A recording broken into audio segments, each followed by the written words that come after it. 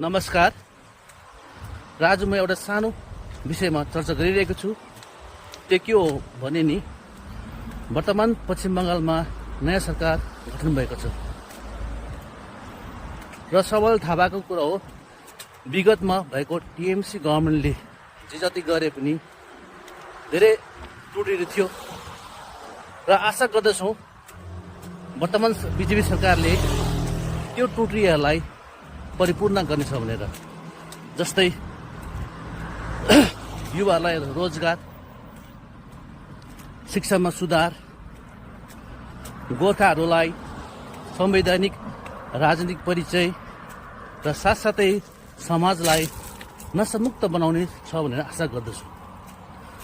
हो, इलेक्सन एउटा हारजितको खेला हो। एउटा पार्टीले जित्छ भने अर्को पार्टीले हार्छ।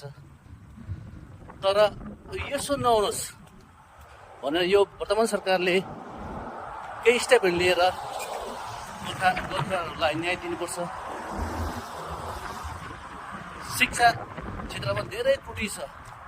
धेरै सरकारी स्कुलहरू बन्द हुन गइरहेको छ, विशेष गरी नेपाली स्कुल।